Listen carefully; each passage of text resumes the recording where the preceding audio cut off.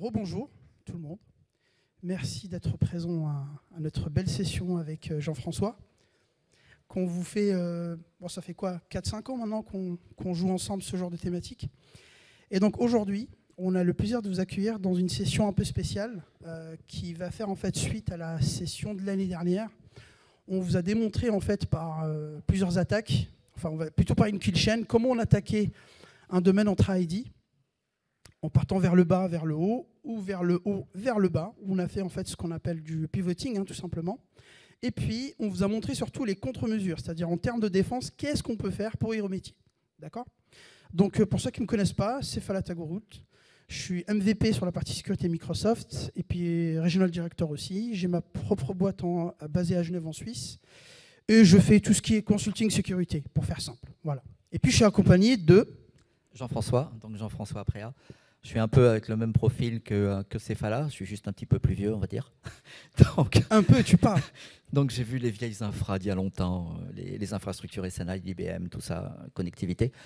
Vraiment, on échange beaucoup tous les deux, on est tous les deux MVP, tous les deux on écrit des bouquins, tous les deux on fait des confs, et tous les deux on est très spécialisés sur la partie sécu et hybridation en particulier. Un vrai sujet tout entier, on va dire. Voilà, donc on fait plein de trucs et c'est sympa. Alors, en termes d'agenda, très simple, on va vous faire le bac 2024 ou 2025 pour vous montrer un petit peu ce qu'on vous avait montré et surtout la kill chain. Et on va voir malheureusement, en une année, il n'y a pas grand-chose qui a évolué en termes de sécurité dans le sens où tous les patterns d'attaque qu'on vous a présentés, ils sont toujours possibles en 2025, sauf une, mais on va voir que on a aussi réussi à trouver comment le faire. Ensuite, on verra les nouvelles attaques. Tu nous parleras, Jeff, de quelques thématiques intéressantes. On verra la partie sécurité globale au niveau des news et comment vous protéger contre les attaques donc, courantes autour des environnements entre IT. Alors, vous vous rappelez de cette slide, normalement. On vous avait fait une kill chain. Bon, alors bien évidemment, il en existe plein. Nous, on a choisi ce scénario-là. Donc, du 1 jusqu'au 8. Donc en fait, on fait de la reconnaissance, du discovery, on prend un email quelque part sur Internet et on essaye d'identifier si c'est un mail valide. Ensuite, on essaye plein de moyens, soit on fait du password spray, soit on fait du device code phishing, soit on fait pas mal de choses. On essaye d'avoir votre password. Si on a votre password, vous allez me dire, bah oui, mais tu as du MFA. C'est vrai, mais il faut savoir que si on a du ATM attack ou si on fait du device code phishing, le MFA ne sert à rien. D'accord ? Donc, forcément, on a réussi à dérober l'entrée et donc on arrive sur, on va dire, la partie Azure. Et puis, manque de peau, si vous avez un contrôleur de domaine sur Azure, rappelez-vous ce que j'avais dit l'année dernière, en général, c'est une mauvaise pratique. Pourquoi ? Parce que le run command dans Azure, dans les VM, s'exécute en NT system.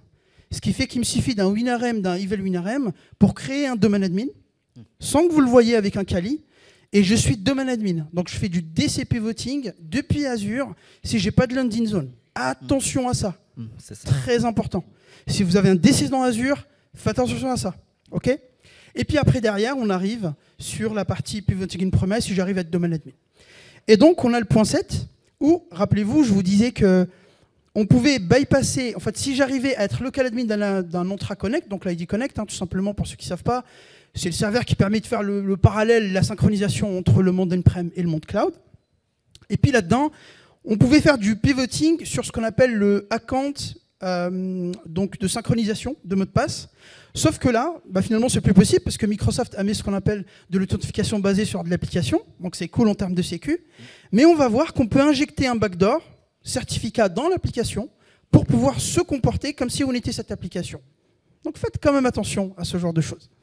Donc on va vous montrer en démo directement la chaîne d'attaque. Comme ça, c'est fait. Comme ça, tu vas pouvoir commencer, Jeff. Vous vous rappelez ici, on avait commencé par la reconnaissance. Il faut que tu décales sur l'autre écran. Excusez-moi. Voilà pourquoi j'aime pas l'extended, malheureusement. Mais... Voilà.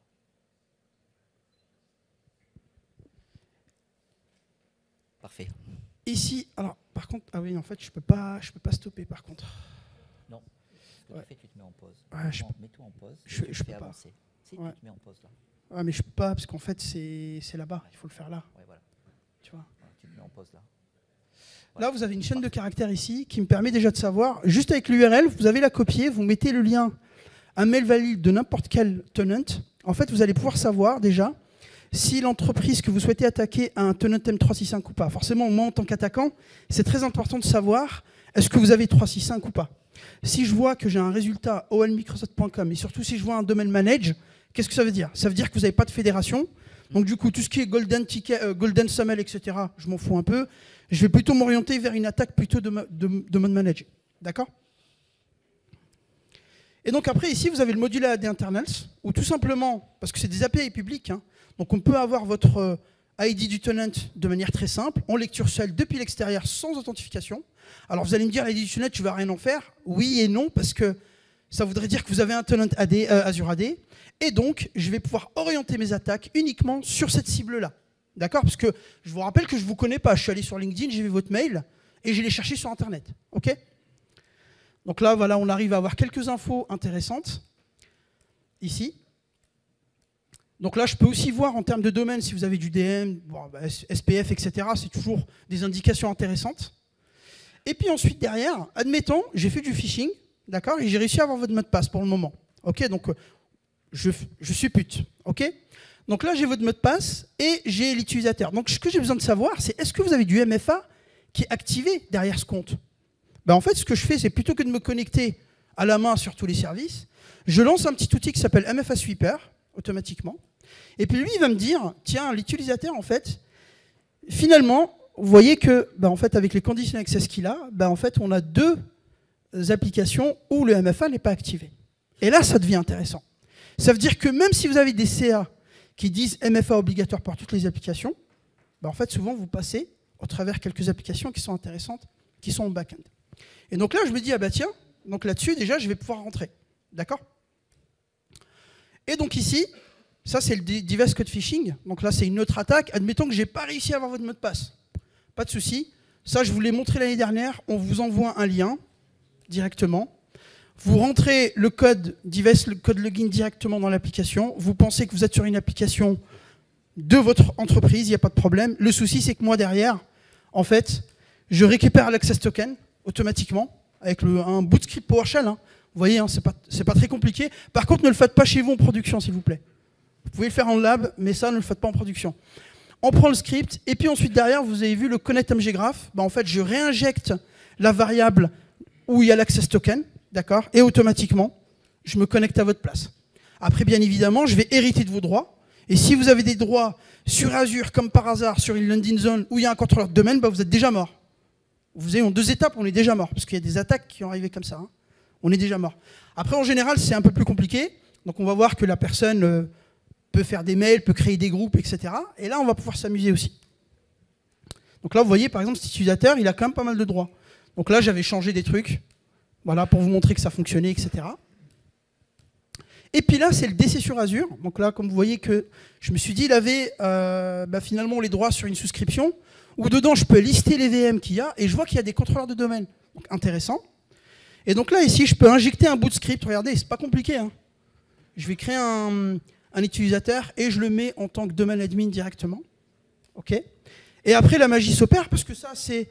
Bon, normalement, on est d'accord, vous avez des outils qui vont détecter tout ce qui est nouveau domaine, etc. Enfin, nouveau domaine admin qui a été rajouté, etc. Mais il faut faire quand même attention. Donc, on injecte ça. Donc, je vais aller vite parce qu'on a pas mal de choses à se dire. Et on arrive ici, et ça veut dire que là, la commande est passée, le script est passé. Et ensuite, tout simplement, avec un Evil WinRM, ici, directement, je peux me connecter, et je suis déjà domaine admin sur le contrôleur de domaine avec un mail depuis l'extérieur. Vous voyez, finalement, ça peut être très simple, soit depuis l'extérieur, soit depuis l'intérieur. OK. Et puis ici, on a la partie, ça c'est ce que je vous disais, ça avant on pouvait le faire, c'est-à-dire si j'étais juste local admin de votre AD Connect, entre ID, si vous n'avez pas de tiers modèle, ça veut dire que vous n'êtes pas en tiers 0, ce qui fait que si je suis juste local admin, potentiellement je suis global admin.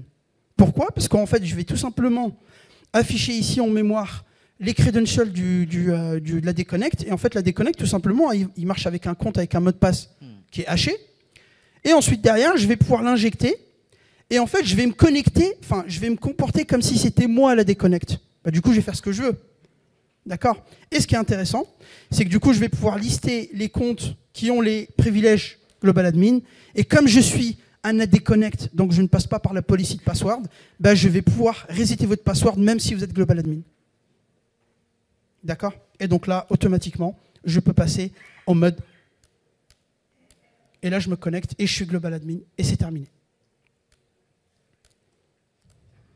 D'où la sécurisation de la VM Azure AD Connect. Et d'où le fait que quand vous avez des contrôleurs de domaine qui sont dans Azure, et souvent on a des clients qui le font pour avoir un site de repli, il faut vraiment configurer les landing zones comme il faut. Si vous vous contentez de créer une VM et de créer un contrôleur de domaine, en l'espace de 5 minutes, on est domaine admin. Donc, tout simplement pour dire qu'il faut prendre des précautions et que les valeurs par défaut ne sont pas toujours celles qu'on aimerait qu'on ait. Hein. On verra des documents aussi qui nous disent que ça n'est pas recommandé de mettre des contrôleurs de domaine dans Azure. Ben, en fait, on va dire ça dépend du contexte, quoi. Si le client, c'est ça qu'il veut pour avoir un repli, eh bien, qu'il le fasse, mais qu'il sécurise la landing zone. C'est documenté hein, chez Microsoft, il n'y a pas de secret. Donc là, tout ce qu'on vous a montré, il y a tout qui fonctionne, sauf la dernière attaque. Aujourd'hui, si vous mettez à jour votre AD Connect, elle ne marche plus, fort heureusement, parce qu'on se base sur ce qu'on appelle le ABA, donc l'Authentification Based. Par contre, on va voir qu'on peut injecter un backdoor dans ce SPN, en fait, et derrière, on va pouvoir se comporter comme si on était lui. Donc là, du coup, c'est un peu dommage. Alors, Jeff, du coup, c'est quoi l'horizon des nouvelles attaques, du coup, en 2025, on va dire 2025-2026, hein, que tu voulais Donc, on a fait une sélection avec Cephala des attaques dont on a parlé le plus cette année et de ce qu'elles étaient en termes de représentativité, c'est-à-dire les méthodes utilisées pour passer et devenir global admin au niveau d'un tenant. Donc, en fait, on a ces 5 grandes attaques. Device Code Flow, c'est vraiment l'utilisation d'un protocole OAuth2 qui permet à des devices, exemple des téléviseurs, des salles de conférence avec Teams, de s'authentifier et de réussir à être authentifié en tant que machine vers le tenant. Donc en fait, le Device Code Flow permet d'usurper l'identité utilisée par un device pour obtenir un token et alors après, il se passe des choses, on va dire, pas cool. Ça bypass le MFA, attention. Voilà, hein. Ça bypass le MFA, c'est là que les hackers sont contents. Après, vous avez le cookie byte, je ne vais pas rentrer dans les détails, mais c'est pour dire que c'est une évolution de ce qu'est les attaques de type man in the middle, où globalement, cette fois-ci, on va plutôt travailler sur les browsers, et vous allez voir qu'il y a un vrai danger sur les browsers, ça va être le sujet. Après, on a le vol de token et le replay, d'accord, au travers d'une application, et pourquoi pas une application telle que le portail Microsoft Intune. Donc, c'est des choses, en fait, qui font un peu flipper, parce qu'en fait, pour les besoins système du bon fonctionnement d'une appli, eh bien, l'appli est obligée de se connecter dans le tenant pour obtenir certains accès, et alors, il risque de se passer des choses. Donc, si on arrive à usurper cette application, on peut faire des choses dans le tenant. On verra que Microsoft a agi pour refermer le périmètre, mais c'est un bon exemple pédagogique parce que ça montre qu'une application de confiance signée par Microsoft, si elle est usurpée, c'est grave. Et puis après... effectivement. Sur la partie global role. Alors après, on va parler d'un type de token particulier dont on ne savait même pas qu'ils existaient. Et ces tokens qu'on appelle... Rappelle-moi le nom des tokens. Ah, le actor token. Les actor tokens. Alors comme des acteurs de cinéma, sauf que les acteurs de cinéma, c'est plutôt cool. Et là, ce ne sont pas du tout des acteurs de cinéma, ce sont des acteurs dans le back-end. Et c'est vraiment dramatique aussi, vous allez voir ça. Et enfin, on va reprendre ce dont parlait Cephala sur la partie Entra-ID. À toi, Seth. Donc, le Device Code Flow, comme je vous l'ai montré tout à l'heure, hein, c'est tout simplement une attaque vraiment redoutable hein, qui se base sur OAuth2, sur la partie Device Registration. Rappelez-vous, hein, quand vous vous connectez sur Netflix, pas Netflix parce qu'ils ne le font pas, je crois, mais tout ce qui est Amazon, etc., vous avez la possibilité, parce que c'est très simple, de vous connecter avec un code et vous allez scanner le QR code et vous mettez un code et puis ça marche tout de suite. Donc ça, c'est intéressant, c'est facile. Le gros problème, c'est que sur Entra ID, c'est pas cool du tout. Pourquoi? Parce que en fait, on a des mécanismes, comme je vous l'ai montré avec le code PowerShell, hein, qui fait 5 lignes, qui permet de récupérer votre access token et vous connecter à votre place. Ce qui est intéressant, c'est que quand je vous envoie ce code en phishing, il est valable que 15 minutes, d'accord, en termes de code. Mais, forcément, les hackers ont toujours des bonnes idées. C'est qu'on a inventé maintenant le Dynamic Device Code Flow, où en fait, le code que je vous envoie, il est dynamique et il change tout le temps. Ce qui fait que je l'envoie à 3 millions de personnes sur la Terre et j'attends. C'est ça le but d'un attaquant. Aujourd'hui, ils ne se prennent plus la tête. Hein. Ils ont même plus les moyens non plus. Donc, ils envoient ça, ils vont au plus simple. Et forcément, ça marche toujours parce qu'attention, encore une fois, ça bypass le MFA. Ce n'est pas parce que vous avez du MFA que vous allez pouvoir vous affranchir là-dessus. Après, vous allez me dire, ah bah oui, mais si tu as La conditional access qui dit que si tu n'as pas un device compliance, tu ne te connectes pas. Oui, c'est bien. Mais on va voir aussi qu'on a une petite faille là-dessus où on peut usurper un device compliance et le bypasser dans Entra ID, ce qui fait qu'on va pouvoir bypasser aussi les conditional access. Alors, bien évidemment, ce sont des attaques un peu évoluées pour le coup, mais vous allez voir que ça marche avec ce qu'on appelle des injections de cookies directement sur ce qu'on appelle le token persistant. C'est pour ça que dans les conditional access, il est primordial de faire le hardening au niveau de la partie persistance. Donc là, on vous met le schéma ici, comme ça vous pourrez voir un petit peu comment ça fonctionne. De toute façon, vous aurez les slides aussi, hein, vous inquiétez pas. Comme ça, vous pourrez voir un petit peu. On vous a fait en tout cas un laïus rapide là-dessus. Alors, à chaque fois, on détaille l'attaque hein, et puis on met les contre-mesures. Alors, comme on est serré au niveau du timing, on ne va pas rentrer dans tous les détails. Hein. Sinon, il nous faut 3 heures. Parce qu'on a la fin de la session qui est vraiment bien. Donc, il faut qu'on vous réserve 3-4 minutes. Et justement, alors la première mitigation pour cette attaque, le device code flow. Alors, bien évidemment, vous le savez, vous avez une conditional access qui bloque ce qu'on appelle le device code flow authentication. Ça, c'est très important, il faut le mettre en place. Attention néanmoins, si vous avez des device teams, ne me faites pas un all user. De toute façon, all user sur les conditions access, c'est compliqué. Donc, mais surtout sur ce truc-là, donc faites quand même attention à bien forcément étudier ce qui se passe dans votre environnement. C'est toujours pareil. Hein. D'accord ? Ça, c'est important. Premier point. Deuxième point, pareil, donc forcément les trusted location pour la partie room, donc les conditions access spécifiques pour les teams room uniquement dépendent des trusted location. Mais on va voir que les trusted location dans un 4.0 trust, finalement c'est un peu contradictoire. On en reparlera tout à l'heure là-dessus. Bien évidemment, hardening au niveau de l'authentification, on vous répétera jamais assez. Faites du passwordless. Faites du passwordless, faites du passwordless. Parce qu'aujourd'hui, finalement, 97% des attaques se font sur du password. Oui. C'est comme ça, malheureusement. Donc le passwordless pourra aussi vous protéger là-dessus, parce que du coup, le device code logging, si vous êtes au Windows Hello for Business, ça ne peut pas marcher, parce qu'il faut que j'accède à la TPM physiquement pour la déchiffrer. À moins de vous agresser physiquement, c'est compliqué. Et puis, bien sûr, vous avez le monitoring avec Defender for Cloud, Defender for Identity, etc., la partie XDR, pour vous monitorer là-dessus, et des requêtes KQL également. Donc, la CA qui est ici, bien évidemment, qui vous permet déjà de bloquer ça rapidement. D'accord ? Alors, juste un truc important, j'aurais pu aussi inclure de dire que si je ne suis pas en Global Secure Access avec le tunnel, vous me bloquez les connexions, donc ça bloque aussi le device code flow. Mais le Global Secure Access n'étant pas déployé chez tout le monde, c'est un peu compliqué de le dire, alors qu'une condition access, c'est vite à faire et c'est très facile à mettre en place. Du coup, Jeff, pour la partie cookie, parce que, alors moi ça m'intéresse parce que avant en fait, on parlait d'identité en termes de sécu, on parlait de device. Maintenant, on a un nouveau vecteur d'attaque qui est les browsers, où les gens ne font pas vraiment de hardening en fait là-dessus. Complètement. Est-ce que tu peux nous en dire un peu plus, s'il te plaît ? Oui. Alors là, on va parler des deux types de cookies qui vont être la cible, je dirais, des hackers. Donc le cookie classique et le cookie dit persistant. Donc, comme le disait Cephala tout à l'heure, au niveau du tenant et au niveau de la partie user, vous pouvez dire que vous souhaitez désactiver cette fonctionnalité pour faire en sorte que les utilisateurs n'aient plus la case à cocher. Voulez-vous faire comme si vous allez rester longtemps en session sur l'ordi? Donc, évidemment que c'est pratique pour le user, c'est le côté expérience, c'est pour ça que ça existe. Mais en termes de sécu, c'est pas cool d'avoir des tokens, des cookies tokens qui restent ici en local sur la machine.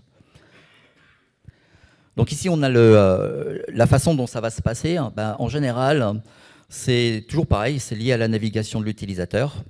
Il va être en confiance, manque de peau, il va se faire ficher. Il va certainement exécuter un script PowerShell. Donc là aussi, ça serait bien d'agir sur la partie PowerShell au niveau des machines pour faire en sorte que ça soit réglementé, on va dire ça comme ça, que seuls les admins puissent faire ceci ou faire cela. Et puis après, je t'en prie, Cephala. Ce qu'on va voir ici, c'est qu'on va avoir ces trois grandes méthodes d'utilisation de ces cookies. Donc celle dont on avait parlé l'année dernière, c'était celle qu'on faisait avec l'outil EvilJinx, voilà. Ce dont on a parlé ici, vous voyez le rectangle rouge, on va dire, ou orange foncé. Mais cette fois-ci, le focus, il est un peu différent. Il est directement sur la mémoire de l'ordi. Donc, un troyen qui est rentré sur la machine et qui va sonder la mémoire en temps réel de l'ordi. Et puis, l'extension dans le browser, où là, on est plutôt en confiance. C'est-à-dire que, par défaut, un utilisateur a la capacité à installer des extensions. C'est ça le problème. Donc, ce qu'il faut, encore une fois, j'aime bien le terme réglementé, en fait, que j'emploie pas souvent. Il faut réglementer en fait l'installation des extensions dans les browsers, que ce soit Chrome, que ce soit Edge, que ce soit Firefox, enfin celui que vous utilisez ou ceux que vous utilisez, pour faire en sorte, grâce à la D1 et les GPO ou grâce à Intune, on ne puisse pas rajouter des extensions, on va dire, hasardeuses au niveau du cookie, au niveau du browser. Et justement, tu voulais nous en parler par rapport à Microsoft Digital Crime. Exactement. Et sur ce qu'ils avaient trouvé en fait justement par rapport à ça. Parfait. Alors effectivement, il y a une unité chez Microsoft qui s'appelle la MDCU, Microsoft Digital Crime Unit, qui est en fait une organisation où il y a plusieurs milliers de chercheurs en matière de sécurité pour investiguer les études en cours sur le net, puisque tout ça, ça remonte, et bien sûr, dans la machine de protection Microsoft, dans tout ce qui est Defender, ça remonte là-haut, donc ils arrivent à détecter ça. Et en fait, ce qui est important, c'est qu'on a en fait un info-stealer qui s'appelle l'UMA-Stealer, qui est le plus performant des voleurs de secrets, on va dire ça comme ça, sur les machines. Il représente quasiment 80% des attaques. C'est quelque chose de mondial, hein. C'est-à-dire qu'il y a des milliers de serveurs qui tournent ce type de composants que vous êtes susceptible de télécharger sur vos machines. Une fois que c'est arrivé sur votre machine, globalement, vous êtes mort. Donc, Microsoft a fait un gros travail cette année en 2025 avec les États-Unis, avec l'Europe, avec le Japon, pour en fait prendre le contrôle de ce réseau. C'est carrément assez incroyable, hein. C'est-à-dire que c'est pas juste on va faire tomber les serveurs. C'est toutes les activités des serveurs sont déroutées vers les labs de Microsoft pour que ça arrive tout droit au niveau de l'analyse comportementale Microsoft. Ils expliquent d'ailleurs que c'est extrêmement difficile de décoder le code. C'est du code qui est fait pour pas être compris. Il est fait par des gens très intelligents. Et Microsoft explique, on ne sait pas tout encore du comportement de cet info-stealer qui est ultra performant, et ça, c'est pas cool pour nous. Du coup, ce qui est puissant au niveau de l'efficacité de l'attaque, vous voyez, c'est que ça va, une fois que vous avez volé le cookie, que ce soit le cookie de session ou le cookie persistant, eh bien, en fait, vous allez pouvoir passer à côté du MFA. Vous allez en fait pouvoir contrarier les policies qui sont orientés session. Vous allez avoir un risque fort au niveau en fait du fonctionnement des browsers et des extensions donc dites non managées. Vous verrez un peu plus loin qu'il y a aussi un comportement au niveau des browsers qu'on appelle le mode développeur. C'est-à-dire que si l'utilisateur a capacité à démarrer son browser en mode développeur, ça déverrouille un certain nombre d'opérations de configuration sur le browser et du coup, on est dans un état où c'est encore plus facile pour le script de venir polluer la configuration du browser. Donc, une autre bonne pratique, c'est bien sûr de désactiver la possibilité de passer en mode développeur au niveau des browsers. Alors, il y a ce truc-là qui est très important. Voilà, donc ça, c'est le slide de configuration au niveau du tenant qui permet de désactiver la partie « laissez-moi connecter ». Rapidement, voilà. Il faut le faire. Il faut vraiment le faire. Il faut le faire rapidement. Voilà. Ici, vous avez, ce slide est assez sympa parce que sur la partie gauche, vous avez les différentes stratégies que vous allez devoir conduire pour vous protéger de ce type de pollution. Donc la protection du token, vous savez, avec la fonctionnalité qui existe dans le tenant, donc vous activez Token Protection, vous exigez en fait Token Protection. Vous savez qu'aujourd'hui c'est GA hein, depuis plusieurs mois. Sur Windows. Sur Windows, pas encore sur Android et sur environnement Mac, mais ça va arriver. Il faut de la licence type Premium P1 au niveau Entra ID pour avoir accès à la fonction Token Protection. Et puis on continue les contrôles de session, la compliance du device, la protection du réseau. Alors le Credential Guard, on va en reparler, mais encore une fois, tout à l'heure, Cephala parlait de la partie Windows Hello for Business pour sécurité. Oh, pardon. Où est passé le PowerPoint? On a perdu le PowerPoint. Ah super, merci. Donc pour sécuriser la partie, on va dire, accès à la mémoire, possibilité de stocker toutes les clés qui sont utilisées par le système, non pas dans le ring 0 comme on fait traditionnellement, mais on va dire dans le ring -1 de l'OS qui va dans la puce TPM et qui permet de protéger les secrets. Tout à l'heure, quand Cephala disait, pour hacker à ce niveau-là, il faut attaquer la personne, c'est pas suffisant. Hein. Il faut attaquer la personne, il faut démonter la machine, et il faut être capable de rentrer dans la puce TPM, j'allais dire à froid, pour extraire les secrets. Tout est possible, bien sûr, mais après, c'est trop compliqué à réaliser. Je t'en prie, Cephala, vas-y, continue. Non, c'est bon. Et puis après, on a notre meilleur ami, Defender for Endpoint, qui est là aussi pour nous aider sur pas mal de thématiques. Complètement. Notamment le Network Protection et le Temporal Protection par rapport à ces trucs-là.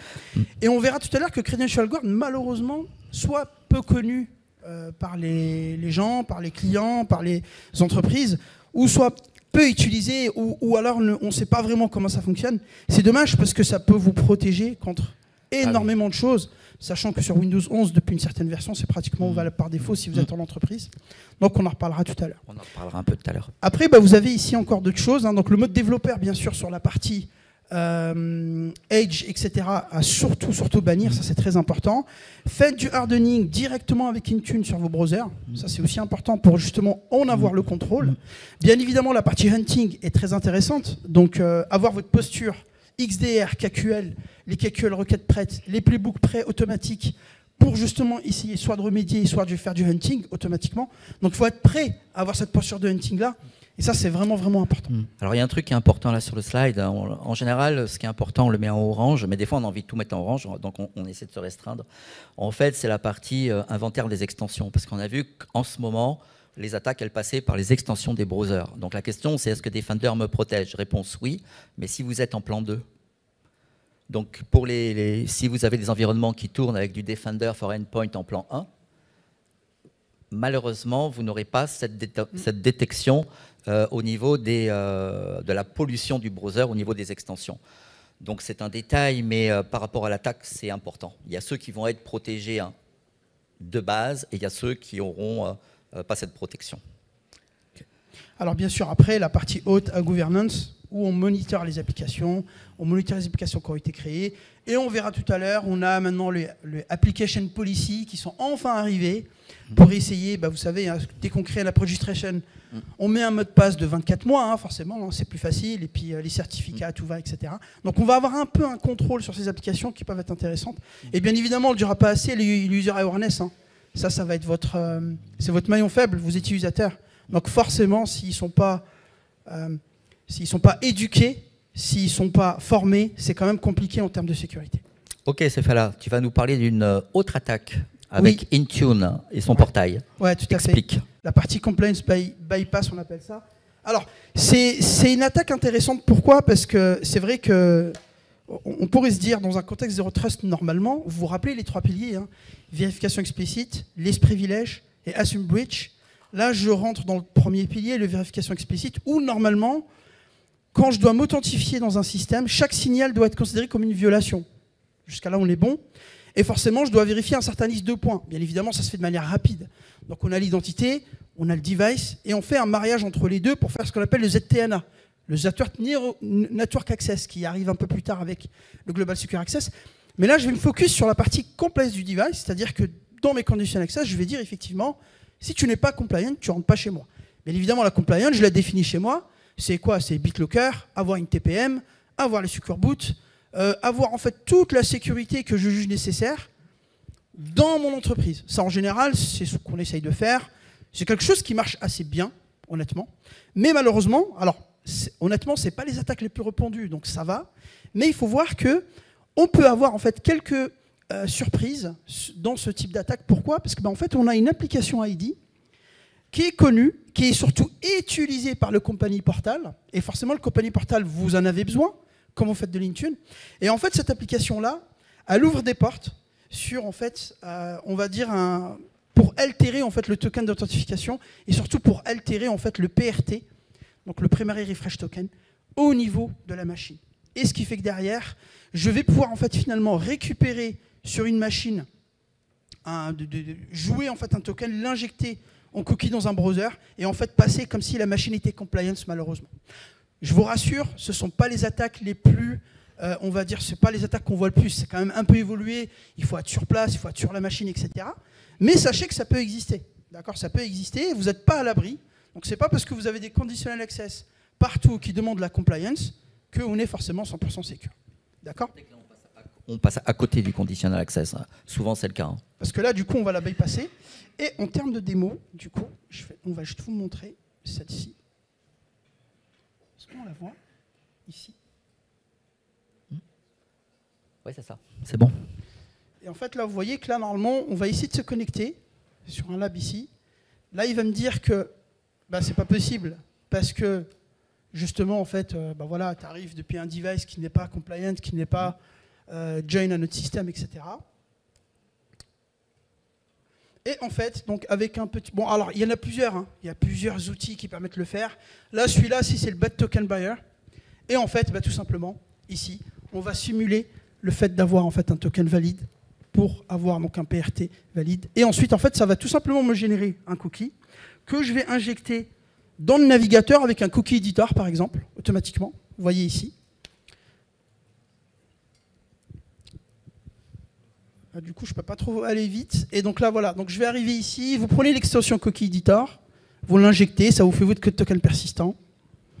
Et ici, automatiquement, donc là, on va rajouter le champ sur la partie token credential, qu'on appelle ça, pour qu'il puisse être bien reconnu. J'importe, et là, automatiquement, en fait, j'ai plus qu'à refresh la page, à rien faire d'autre, d'accord? Et là, je vais m'authentifier comme si la machine, en fait, était compliant, automatiquement, d'accord?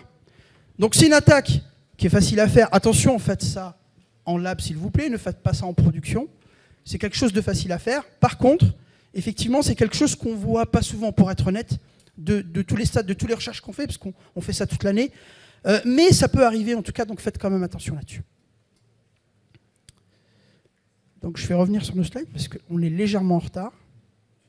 Donc, pour se protéger contre ça, justement,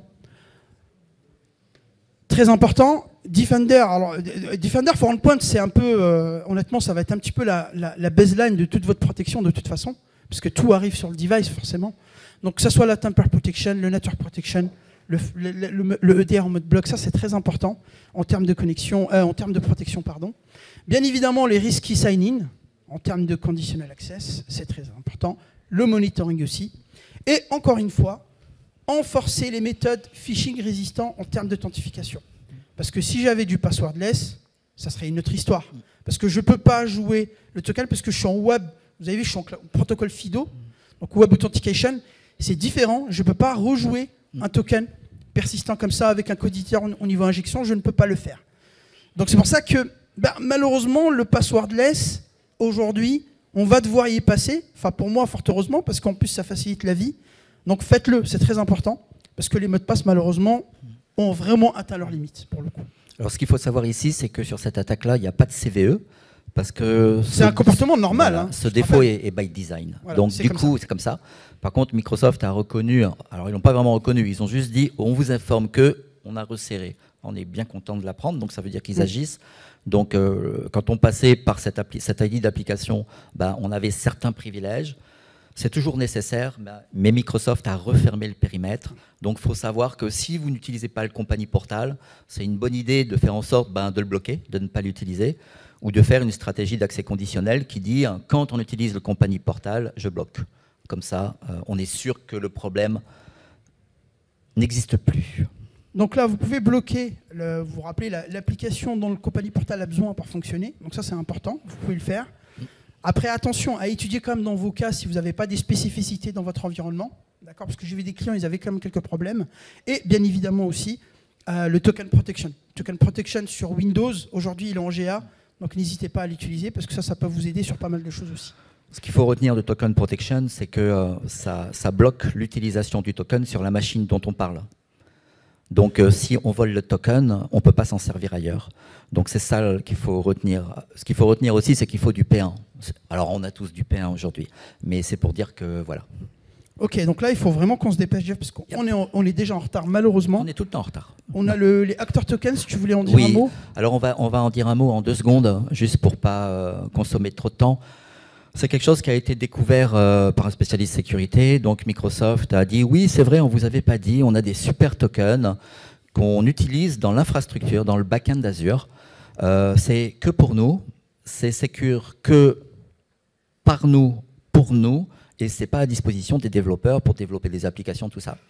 Donc ces fameux acteurs tokens permettent effectivement d'obtenir des droits, je vais au bout de l'histoire, de type global admin, entre de multiples tenants, en passant au travers des cross-tenants. Donc du coup, c'est dramatique. Donc Microsoft a réduit encore une fois l'exposition, mais il faut savoir que c'est quelque chose qui existe. Donc il y a un certain nombre de protections. N'oublie pas de dire que ça agit surtout au niveau des endpoint graph legacy. Exact. Ça, c'est important de le dire peut-être. J'avais oublié, merci Céphala. Donc effectivement, les anciennes API qui utilisent les anciens endpoint graph peuvent utiliser ces acteurs tokens.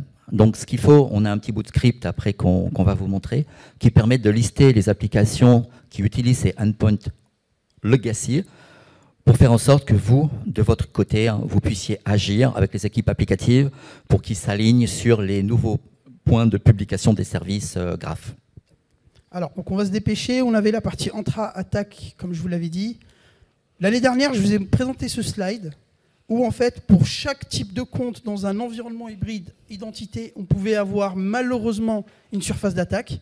Donc, on avait l'attaque sur le PHS, le Password Hash Sync, qui était possible. On avait une attaque sur le PTA, le Pass-Through Authentication, où on pouvait en fait altérer le certificat directement au niveau de la déconnect, au niveau de l'agent. Et on avait forcément la DFS, normalement. J'espère que plus personne utilise la DFS pour aller sur 365. J'espère. Ok, sinon vous sortez de la salle. Non, je plaisante. Et la DFS, forcément, avec le Golden SAML. Bon, ça, c'est très facile. Et normalement, ça, c'est quelque chose qu'on veut plus, qu'on évite maintenant. D'ailleurs, sur les dernières versions, ADFS se configure qu'en PowerShell maintenant. C'est ça. Microsoft ne veut plus que vous utilisez ADFS pour de la fédération tout simplement pour on vous authentifier sur un 365. D'accord ? Et finalement, Microsoft a sorti ce petit truc intéressant où, comme je vous l'ai dit tout à l'heure, c'est que le certificat, bien évidemment, est stocké directement au niveau de la TPM ou au niveau de la déconnect. Et quand vous faites votre mise à jour, en fait, vous partez sur ce qu'on appelle le Authentication Microsoft Application Authentication, où en fait, c'est une app qui va venir connecter et qui va venir faire les actions. Cette app a des droits par défaut. Elle peut créer, elle peut effacer, elle peut updater, etc. Et en fait, on va voir que, bon, malheureusement, on n'a pas, pour être honnête avec vous, on n'a pas eu le temps de faire la démo. Donc, on n'a que des screens, mais on n'a pas eu le temps de faire la démo. Mais grosso modo, ce qu'on peut faire, c'est qu'en fait, on peut injecter, avec 2-3 scripts, en fait, on peut injecter un certificat backdoor qui va venir toucher cette application. Donc, ça sous-entend que je connais l'application ID de l'application et le tenant ID. Donc, ça veut dire que je suis déjà chez vous. Hein. Voilà. Là, je ne le fais pas chez moi, tranquille. Donc, ça veut dire que je vous ai quand même déjà hacké, je suis déjà rentré dans votre AD Connect. D'accord ? Et avec ça, donc, je vais pouvoir arriver à me comporter comme si j'étais la AD Connect. Et pareil, de la AD Connect, je suis Global Admin en moins de 5 minutes à peu près. OK ? Donc, en termes de stratégie, de manière globale, en termes de protection, Jeff, deux petits mots. Alors, en fait, on a 3 piliers, vous voyez. Un pilier qui est la première ligne de défense, qui consiste en fait à utiliser tous les composants que propose Microsoft, donc Intune, Microsoft Defender for Endpoint, pour en fait détecter les attaques, etc. Le deuxième pilier, c'est la mitigation, donc c'est de réduire l'exposition. Et le troisième pilier, c'est en fait de résister à tout ce qui est replay, d'accord, pour faire en sorte justement que l'attaque soit limitée. Alors le point important qu'on a rajouté, parce qu'à force d'être Entra, Azure et tout ça, on oublie un peu l'infrastructure on-prem et la partie, on va dire, GDPC qui sont soit en hybride Azure AD Join, soit en mode Join tout court. L'idée, c'est de dire, soyez vigilants au niveau de la configuration de vos machines Windows 11. Si vous avez capacité dans vos licensing à utiliser de la version entreprise, utilisez la version entreprise. On a des clients qui ont des licences entreprises, mais qui déploient de la pro, parce que, je le dis parce que je le vois régulièrement, qui nous disent « mais c'est pareil, de toute façon, les users, ça ne change rien ». Oui, on le sait très bien que pour les users, ça ne change rien. Mais pour la partie sécurité de l'OS, sécurité des tokens, c'est toute la différence.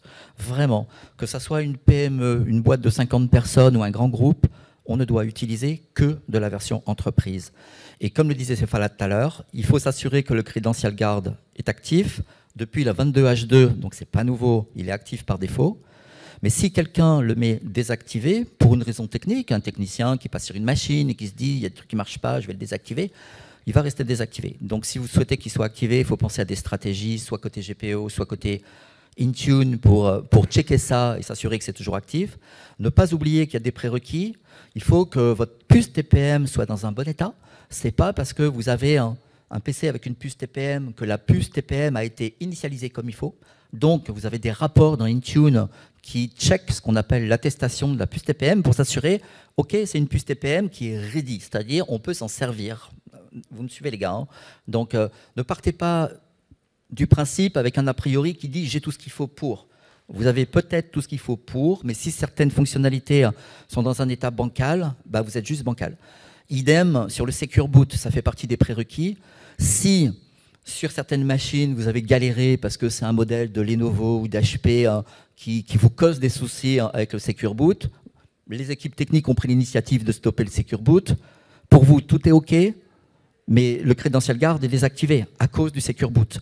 C'est des détails, Mais on voulait vous en parler justement pour faire en sorte que la boucle soit bouclée.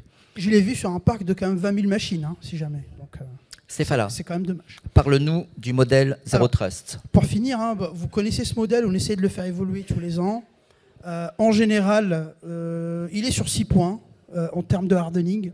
Donc on a la première partie, hein, c'est le renforcement des entités, ça vous connaissez bien. Ensuite, on a la réduction de surface d'attaque. Et une fois que j'ai réduit ma surface d'attaque, c'est que là que je commence à déployer les outils. Il faut d'abord que je mette en place mon mindset de cybersécurité, de sécurité, et ensuite je mets en place ça. Après, on a la partie Identity Governance qui est malheureusement trop souvent négligée par les clients. Alors oui, ça demande des licences supplémentaires, mais c'est quelque chose de très important. Ensuite, alors, on aurait bien voulu vous faire, ça sera, je vous promets, l'année prochaine, des attaques entre guest B2B. Parce qu'il faut savoir que les comptes guest dans les tenants, c'est terrible aussi. Donc le hardening external identities, c'est très important. Et on va même vous démontrer que faire du cross-tenant, quand vous trustez des sociétés, bah, c'est pas si bon que ça, hein, en fait, normalement. Il ne faut pas le faire, en fait. Logiquement, il ne faut pas le faire, mais bon. Ensuite, les workload identities, bien évidemment, pensez à tout ce qui est identité non humaine, ça c'est hyper important. Les privilèges Access Workstation, ça j'en vois pas beaucoup encore chez les clients malheureusement. Les stations PO, des stations dédiées pour l'administration, pour killer le chemin d'attaque entre le compte standard, le PC standard et la machine de l'administrateur malheureusement. Parce que je vous rappelle que vous avez votre token PRT sur votre machine. Hein. Donc si je me connecte avec mon compte global admin sur ma machine standard où je traite mes emails, l'attaque bye-bye compliance, bah, c'est très simple. Vous voyez ce que je veux dire. Donc ça, c'est important aussi. Hyper important. Bien évidemment, après la partie opérationnelle et la partie change management qui est importante. Là, il y a un truc que tu as dit, c'est Fala, tu as parlé des workload identity. On va vous parler incessamment sous peu du Microsoft Digital Defense Report de l'année 2025 qui est sorti il y a une dizaine de jours. Voilà, on est dessus. Et aujourd'hui, bien sûr, on a les attaques sur les users, on n'arrête pas d'en parler, mais on a aussi les attaques sur les workload identities. Donc, au même titre que dans AD, hein, on attaque les comptes de service, c'est l'équivalent. Donc, pensez à protéger les fameux workload identities hein, qui sont utilisés par les applications dans Entra. Comme on le disait tout à l'heure, en fait, là, c'est le Digital Report de Microsoft. Il sort tous les ans en octobre à peu près. Lisez-le, il fait à peu près 80-85 pages.